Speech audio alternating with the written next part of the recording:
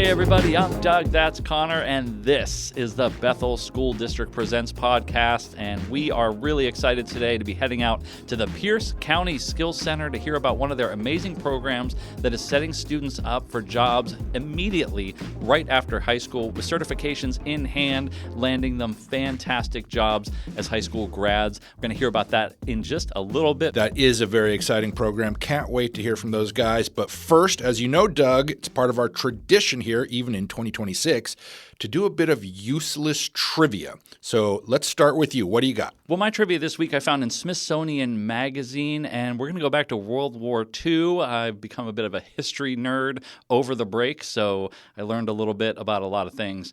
During World War II, the Germans, of course, dropped bombs on London for the better part of a year. It was a campaign called the Blitz. This is just background. This isn't the useless trivia. The Germans struck at night so their planes wouldn't be seen. The Brits had citywide blackouts to make it harder for the Germans to hit their targets. So all that said, in 1940, Royal Air Force fighter ace John, don't call me Johnny, instead call me Cat's Eyes Cunningham, became the first British pilot to shoot down an enemy plane at night. He would later rack up an impressive 20 enemy kills, 19 of them at night. And you want to know what his secret was? Dinty Moore stew. You are so close.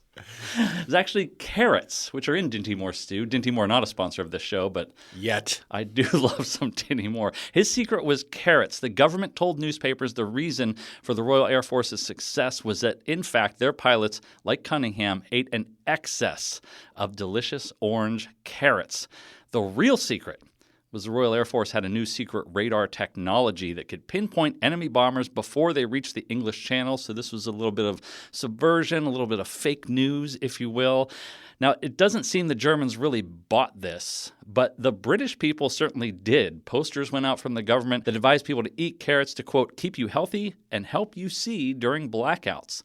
Now, Connor, to make it personal, when I was a kid, this is in the early 80s, my own grandfather told me I should eat my carrots, and he always ate his carrots because, and I quote, they were good for your eyes. Now, my grandfather was blind, so this is a bit of a mixed message, but that's my useless trivia for today. Well, and I know that there's big carrot industry propaganda machine has been churning out this lie for years and years, and I'm glad finally someone is here to stand up for the truth. Brave enough to take on big carrot. Well, that is a heck of a piece of trivia, Doug. You had a real nice long preamble on it too, which we always love. A little bit. I told you the History Channel got me this, and I have some alien stuff I'm going to talk to you about after we record. Very exciting stuff. Well, my trivia will go much quicker, which everyone will be very thankful for. How dare you? And it is, did you know, Douglas, that the Seattle Seahawks were very nearly known as the Olympians? The Seattle Olympians. Very nearly. It's true. The team, which was established in 1976, selected its name through a public Name the Team contest in 1975. They got over 20,000 entries, 12,000 different names were selected. The 5 finalists were the Evergreens, the Olympians, as I mentioned, the Sockeyes, and this one's interesting, the Mariners, which, as we know, later became the baseball team. Wow. And the Seahawks. And they eventually went with the Seahawks, and it's worked out pretty well. That's very interesting. Well, thank you, Doug. I did enjoy that piece of trivia as well. And now we're going to pack up our gear and head over to the Pierce County Skills Center to talk machining. Well, this week, Connor, we are on location at the Pierce County Skills Center. The Skills Center serves 10 different school districts in our area, including Bethel. So we're really excited to be here. And our special guest today is Evan Thomas. Evan is the machining and fabrication instructor here. And I should set the scene for us. We're actually sitting in a classroom. There's a bank of 3D printers right in front of us. Got to be at least 10 of them. And beyond that is an entire machining shop. There's sheet metal out there. There's welding. Really all your foundational manufacturing skill set stuff is available for students here. So it's a great opportunity. And Evan, we're really excited to have you on the show. Yeah, appreciate it. I think it's really important that these opportunities that we're providing for students are out there so that, students and parents and families can see basically the opportunities that we're giving students here. So, well, Evan, this is, as Doug mentioned, this is really an amazing space we're in. Can you tell us a little bit more about this class, what students learn, and what certifications, if any, they leave with? Sure. So here in this program, we provide a lot of the basic foundational skill sets in order for students to get entry-level roles in the manufacturing environment. Even though it's preparatory, where we are, a lot of students are getting jobs at Boeing and various manufacturing companies in the area. It's also exploratory as well. It's a very diverse program where we are CAD modeling, we're 3D printing, we're designing engineering skill sets, hands-on machining and working with metal and things. And so students can really get exposed to some of the things that they'll end up doing in industry.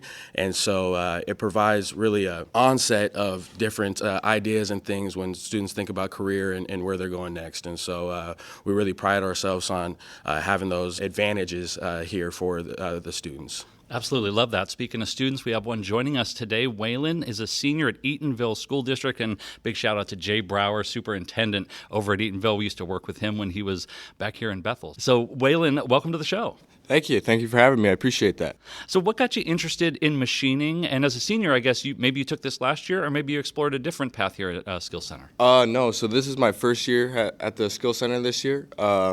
So what got me interested in machining is my dad is a machinist at Boeing. And so I've kind of knew all about it my whole life, and I like to set myself up for success. And so I believe that going to the Skills Center was a great opportunity that gives me various opportunities that I wouldn't have at my normal school. And so I came here, and I believe that it'll help me get a job in the manufacturing once I graduate. That's awesome, Waylon. And Evan, as Waylon mentioned, Boeing, this used to be a more aerospace-focused class. It seems like the scope has broadened a bit in recent years. Can you tell us all about that transition and how it's benefiting the kids? Sure. I think you'll hear the word opportunity a ton, during our conversation and just thinking about, what the Skills Center provides. And with the transition of our program from aerospace focus to more advanced manufacturing, was really just trying to broaden what students can take advantage of when they leave here. Obviously, we know Boeing is a big part of our world here in the Pacific Northwest, but there are plenty of other industries that manufacturing supports, from medical to automotive to different things that are out there. I pride myself on when I enter a room or I look around, everything that we see is manufactured, designed, made by someone. And so those are the things that we preach a ton to the students here, where, whatever it is that your interest is, whatever you like doing or enjoy doing, you can find a place in the manufacturing realm doing that. So I love that. There's a lot of examples of those projects sitting around the room. So what's something you're working on right now, or a project you're really proud of that you've already accomplished this year? So, a project that we're working on right now is our personal manufacturing project. So we go out and we use all the skills we have previously learned in this class, and we all basically combine them in one class. So, for example, or one project, we use riveting, we practice blueprinting, we 3D print, we bend sheet metal, we cut the sheet metal to size, working with dial calipers, et cetera, et cetera. Yeah, that actually sounds really fun, too, in addition to getting a really good skill set. So as we all know, and we talk about this all the time on the podcast, a high school diploma just isn't enough anymore. That's just a fact. So, Evan, how important is post-secondary schooling, whether that's college or a trade school, maybe even an apprenticeship or military? And more importantly, how is the Skills Center setting students up for success after graduation? Well, I think off top, the Skills Center and our connection with industry, they recognize the skill sets that students are gaining here. We are supported by multiple companies in the area, and so they'll leave with a industry recognized certificate from the Skills Center.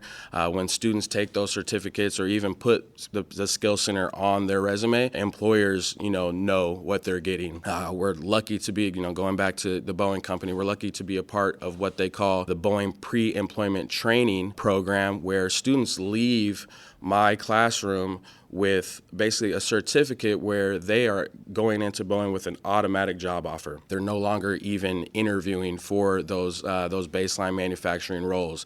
We've had multiple students over the years that have literally a week after they've graduated and left here are starting their first day at the company. So we're really proud about that. 2 years in this program, you can come in as a junior. My second year program actually works through an apprenticeship outfit called called AJAC, the Advanced Manufacturing Training Committee. And so my second year students will actually go and work in machine shops for 3 days a week and then come and get some supplemental education from me 2 days a week. So not only are they beginning to start working towards that journey level apprenticeship card, it's essentially a running start for manufacturing. So we've taken the traditional model of running start, where students are able to go to community college and start working on those degrees, and now we've transitioned that into the manufacturing realm, where you'll have students that will graduate with a journey level card and be a journey level machinist, making upwards of $35, $40, $45 an hour at 20, 21 years old. Also in these roles, as 16, 17 years old, they're able to start a 401k, they're able to start saving and getting a real head start on their life.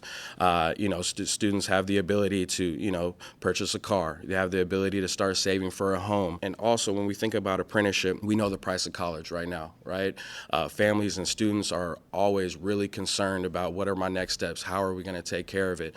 A lot of these apprenticeships are company paid for. You're able to gain a career, gain a knowledge here free at the Pierce County Skills Center and start making real and actual money. When we talk entry level in manufacturing, we're not talking retail or anything else where you're making $16, $17 an hour. I mean, we're talking about $25, $26 an hour that these students are walking into with upward mobility.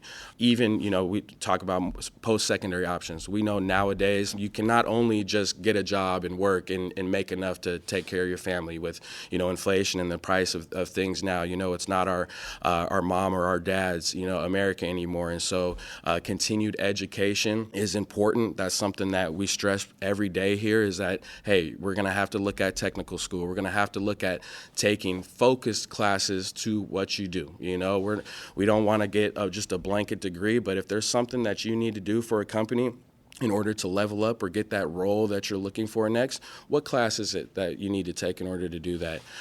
We have a really good connection with Clover Park Technical College. They've been really great to us in terms of dual credit, and so a lot of students are leaving here with credit at the college level already and able to transfer those skills and get those degrees and certifications a lot sooner, just with what we provide here. Man, you said it earlier, opportunities abound here at the Skills Center. This machining class sounds fantastic. When I got out of high school, my first job was Wendy's for $3.75. So this hearing these numbers is not only double digits, that's pretty high up there. So Waylon, we're going to turn the mic back to you to close us out today. I want you to speak to those middle and high schoolers that might be listening that see Pierce County Skills Center as one of their options. Tell them why it's the best option. I totally encourage you guys to look over at the Skills Center. It gives you so many various, different opportunities. It sets you up in the workforce right out of high school. You'll be at your home school. It's like you can do a lot there, but the Skills Center just gives you so much more opportunity, and it gives you real life work skills, and it really just sets you up for total success out of the gate. Yeah, well said, Waylon, and thank you so much for joining us. Thank you, Evan. We appreciate you walking us through this exciting program. Waylon, parents, big Waylon Jennings fan, I'm assuming? Yeah, yep, you got that right. Figured. Well, thank you once again to Evan, Thomas, and Waylon for spending time with us on the podcast today and telling everybody about the machining program. Just one of many amazing programs setting students up for success at the Pierce County Skills Center. We will be back with you next week with another great show. And not to be annoying about it, but don't forget Election Day for our 2 replacement levies is February 10th.